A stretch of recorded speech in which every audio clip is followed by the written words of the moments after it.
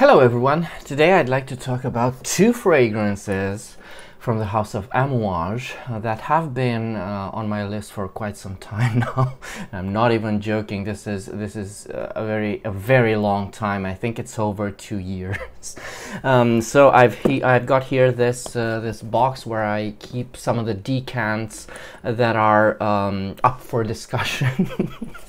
And in here I've got a few things extra that I will try to film also today.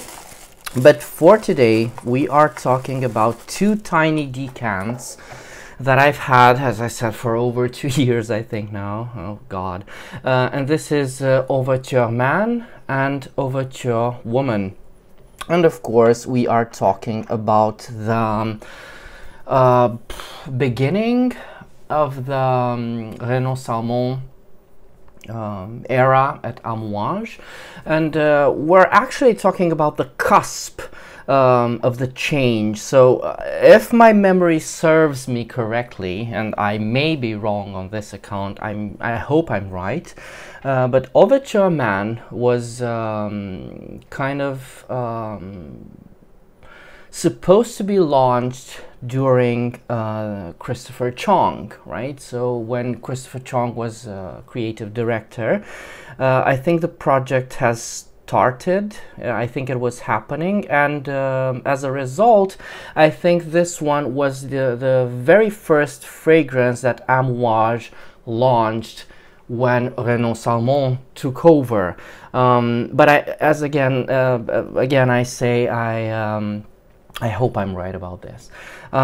So Overture Woman, on the other hand, was never planned, as far as I know, as far as I've read, was never planned from the get-go, or even so, if it was planned, then it certainly was finished and developed in its entirety during the Renaud Salmon era. Now, let's start. I will start with Overture Man because it's the first one to have been launched. So I don't know anything about these fragrances. I am sort of known for having samples and not even trying them out. Because I try to, I don't know, it's kind of difficult to explain this. Maybe some of you will experience the same thing. First of all, I'm never too curious about a fragrance, with the exception of a select few, which you can tell when I really truly am. Second, it's the fact that we're talking about Amouage, a house that I've been quite disenchanted with lately after the Renaissance collection. And it's another thing where I it kind of stems, this is where my motivation to film stems from. So I like to film my surprise on camera, right? So I hope you understand this. So let's go. Overture Man. I hope this would live up to I don't know, the expectation of having been a fragrance thought of during Christopher Chong era. So this is very interesting. It's very traditionally woody, in a sort of male fragrance, male oriented fragrance kind of thing, which I don't think I've smelled anything like this from the house of Amouage, which again is interesting. But this was just, thankfully, this was just an opening, maybe to attract the correct sex for their marketing. But apart from that, I think it's a sort of lavenderish, woody ambergris combination, which is quite common. I think I've smelled this many times. And, well, from what I'm smelling, it's nothing to write home about, definitely. At least from this opening. So thankfully I do have another one to smell today, and I will be able to leave this to settle for a bit, because as it is, apart from a heavy I want to say oriental, which isn't a very correct term, and I can't sustain this because there's nothing inherently oriental about this, except for the fact that it's very strong, it's potent, and it's woody, and I think it reminds me just a bit of so there's a boozy note to this, and it reminds me quite a bit of Jubilation Man, because it would have to, I guess. But apart from that, the fragrances are very different. And another fragrance that it reminds me of is Bentley. What's the fragrance from Bentley? Bentley Intense for Man, I guess. That's the name, that's the correct name. Because of that boozy, intensely woody note, which apart from that, I'm not getting anything else, to be very frank. All right, so let's smell Overture Woman, and hope this one won't be as, I don't know, forgettable, dare I say. So to the people that know this fragrance, I'm talking about Overture Man, that know this fragrance, love this fragrance, and have been wearing it for years, I do apologize on the very quick decisions that I'm making, but this is how I experience, and this is how many of us experience fragrance. When we walk into a perfumery, we are handed a blotter, and based on these impressions, we choose whether to get involved further in the fragrance or not. However, this is not the correct approach to reviewing fragrances. I think I've said this before. These are just merely first impressions. So let's smell this one, Overture Woman.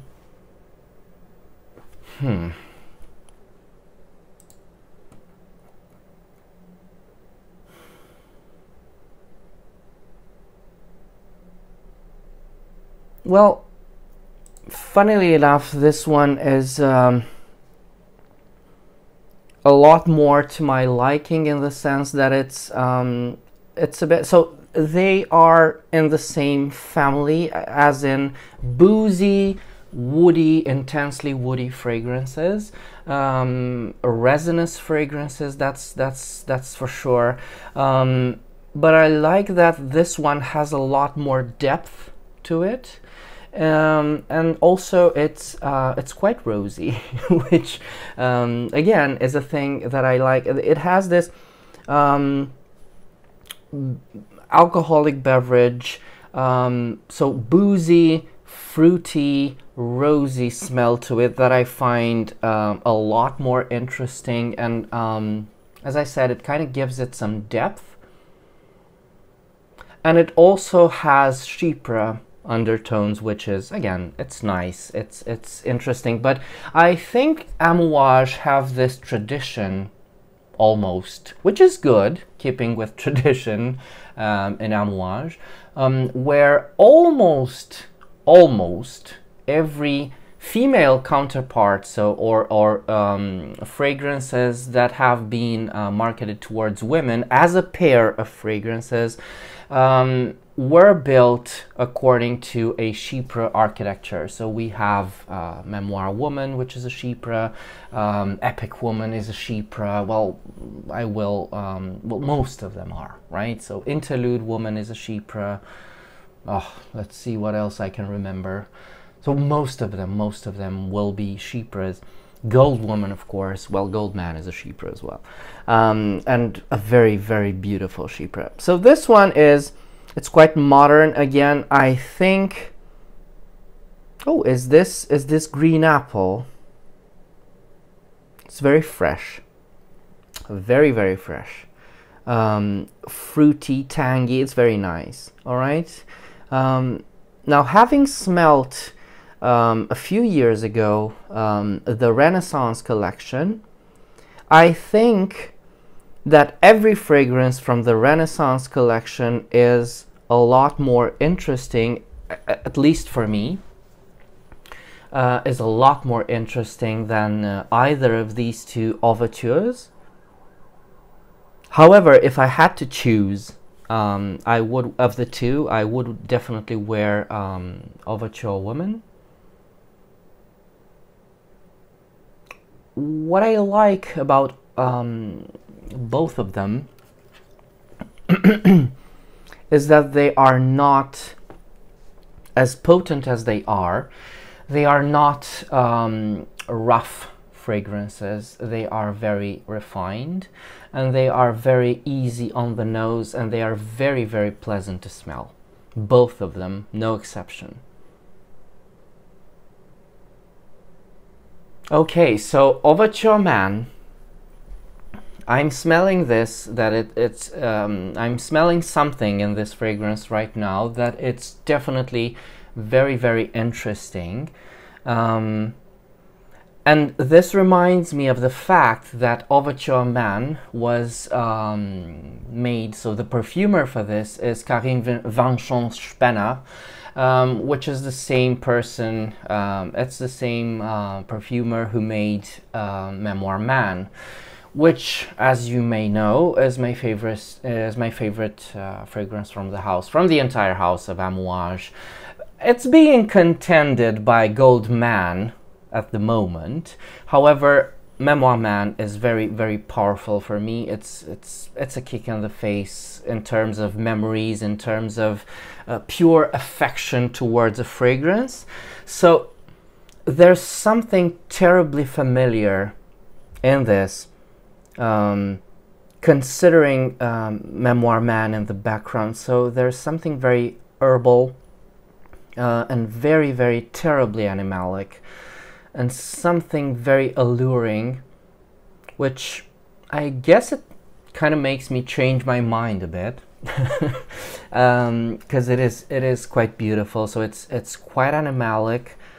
I'm guessing musks, of course, but it has this fur, so it's animal fur. It's not wet dog. It's more of a oh God. So if I were to define this animal that's lurking around here, it would be a grazing animal, so either a goat or a sheep. Yeah. So we're talking about wool. We're talking about goat fur. It's that specific smell. If you're familiar with it, if you know, you know. But it's there, and it's quite interesting. And also there's the leathery parts to this, and which again it makes it interesting. Is it unique? I'm not sure. I'm not sure if it is, but there's a definite hint of kind of the same patchouli animalic notes that you can find in Memoir Man. That's for sure. And probably, if I dare say so, it's probably the same bitter leather that you would find in Memoir Man.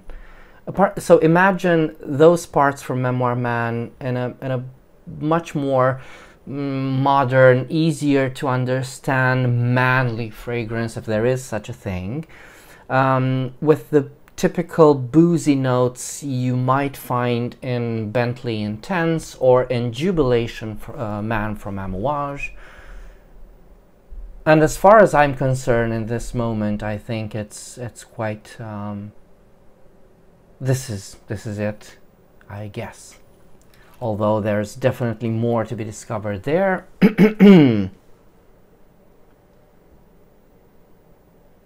While Overture Woman has gone into the realm of gourmands, which is interesting. So it's a boozy gourmand smell. Maybe this is why I liked it a lot better. You know my relationship with gourmands, but this is a very, as I said, it's a very refined approach to gourmands. It's, again, there's that. So when I say gourmand, it has this, well, it's caramel, right? So it's burnt sugar, burnt vanilla, resin, I'm guessing benzoin, but I'm not terribly sure it's benzoin. I know benzoin is listed here, but I'm not sure that what I'm smelling right now is the benzoin. That's what I'm trying to say. There's still a very rosy, that apple has turned into a sort of raspberry right now. It's a rosy tart fruit, red fruit, which is, it's a berry. It's very interesting. This is what I'm trying to convey when I think of a well done gourmand, right? So it's not your typical caramel, vanilla, that's it. And when you combine all this, that very fruity, rosy berry, maybe, when you combine it with the boozy accord, I think it smells quite special indeed. So this one is quite interesting. I will have to, of course, test them on the skin. But there's something terribly familiar about this one. I think it reminds me of one of Francesca Bianchi's fragrances from her other house. God, I forgot what the name of that other house is. I should be ashamed of myself. Let me just quickly search for this. Oh, it's hedonic luxury, but I don't remember the name of the fragrance. I think it'll have to be Divine Perversion, right? Yes, because it has that raspberry leather. This one doesn't have, or at least I cannot detect any very potent, very overt leathery notes. But definitely that very fruity, rosy thing, which is quite colorful and very happy and very interesting. And I know that, so at the beginning, they came across as very woody fragrances, which is very, very interesting now, because at least Overture Woman doesn't seem so woody anymore. Not so woody anymore. It's as if this fruity, rosy accord just took over, and this is the whole print, the imprint of the fragrance, and it's beautiful. It's definitely beautiful. While this one, Overture Man, is even more, it gets darker and even more in the realm of Memoir Man, which again, that's a good thing. That's a good thing. That one is a very beautiful fragrance, and it's a sweeter Memoir Man. It's very sweet, and the animalic notes have kind of faded away into a gentler, I don't know, even more refined and easier to wear and easier to like fragrance. So I think in the end, I think in the end they are both well done fragrances. So this is what it is, right? This is the process when you smell something for the very first time. If you choose to give it another chance, stay with it for some time, you can definitely change your mind, and just give the chance, give the fragrance the chance to maybe begin, right? Because we're still in the beginning, begin to tell its story. So I think the fragrances are very well crafted in the end. But that opening for Overture Man was definitely nothing to write home about. All right, so as usual, I will have to give them some more time. I will have to wear them. In the meantime, if you are curious about either of them, please let me know in the comments, and I will definitely answer to you whatever I find out in my extra time with the two fragrances. And until next time, remember, fragrance creates memories, and may yours be happy.